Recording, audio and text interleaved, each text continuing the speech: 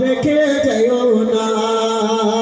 ইমাম হোসেন হস্ত ধরে কান্দে সকিনা, বাবা ছেড়ে যাইও না, বাবা রেখে যাইও না। ইমাম হোসেনকে বলতে লাগলো জয়নাল আবেদিন বেটা, আজ তুমি আব্বু জান যেও না। আজকে এরকম করতে করতে ইহুদিরা বলতে লাগলো ও জয়নাল আবেদিন, এই কথা কথা বলতে বলতে লাগলো জয়নাল আবেদিন কথা বলতে লাগলো তোমার আব্বুকে নিয়ে আসো, আজকে এজিদের সাথে আমার যুদ্ধ হবে। যুদ্ধ যখন হতে হতে বলতে লাগলো ওই কথা বলতে লাগার মধ্যে যখন দেখতে পালো বেরাদার ইসলামিয়া ও আজ্জাদ সামনে কেরাম রওনা দিতে লাগলো কারবালা ময়দানে। কারবালা এজিদের দলকে বলতে লাগলো এ এজিদ তুমি শুনো, শুনো। শোনার পরে বলতে লাগলো তোমার সাথে যুদ্ধ করতে এসেছি, যুদ্ধ করার মধ্যে তুমি কি হাওয়ালা চাচ্ছ? বলতে লাগলো ইয়া রাসূলুল্লাহ, ইয়া হাবিবাল্লাহ। ইহুদি একই কথা বলতে লাগলো তুমি শুনো, আজকে ওই যুদ্ধের ময়দানে তোমার সাথে যুদ্ধ করতে এসেছি, যুদ্ধের ময়দানে তুমি যুদ্ধ করো। বলতে লাগলো শুনো তুমি ইহুদি, তুমি আজকে শোনো কথাটা শুনে নাও। বলতে লাগলো বলো।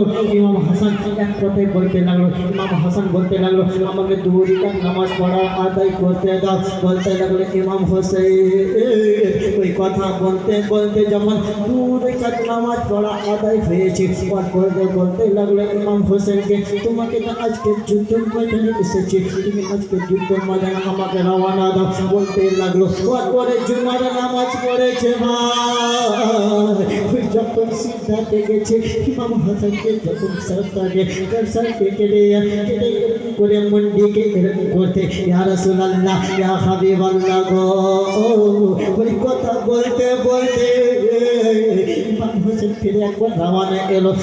খালিদুল কাছে এলো, খালিদুল এরকম হলো চলে গেল। বলতে লাগলো ইমাম হাসান হোসেনকে বলতে লাগলো জয়নাল আবেদিনকে বলতে লাগলো জয়নাল আবেদিন,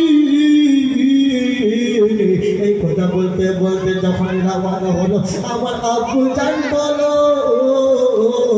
জয়নাল আবেদিন বেটা বলতে লাগলো আমার আব্বু জান কোথায় আছে আছে বলো। বলতে লাগলো যে তোমার আজকে ওই আব্বু জান তুমি ধীরে ধরে দেশে বদল হয়ে গেছে। এই কথা বলতে বলতে যখন ইমাম হোসেন বলতে লাগলো টেনশন নিও না, এই কথা বলতে ও মাবুদ আব্দুর রহমান যখন বলতে লাগলো 7 বছরের ছেলে সাকিনা বেটি বলতে লাগলো ইয়া রাসূলুল্লাহ, ইয়া হাবিবাল্লাহ গো, এরকম করতে করতে সাকিনা বেটির কাছে চলে গেল।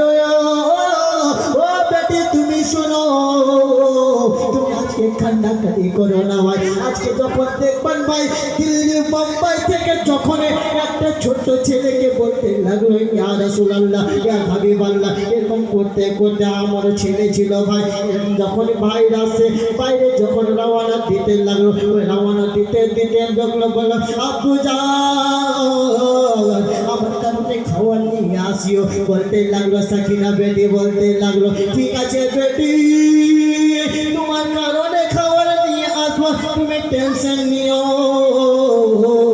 না। যখন জয়নাল আবেদিন বেটা বলতে লাগলো আব্বু যাও আজকে অনেক জ্বর হয়েছে আমাকে, আজকে আমি কি যন্ত্রণা সহ্য করবো বলো বলো।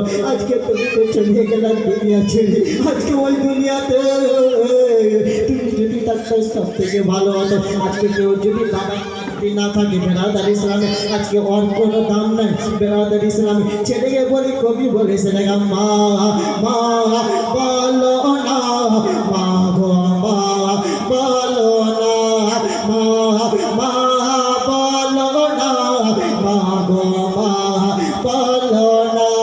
মায়ের সেবা না করিলে, মায়ের সেবা না করিলে জান্নাত মিলবে না।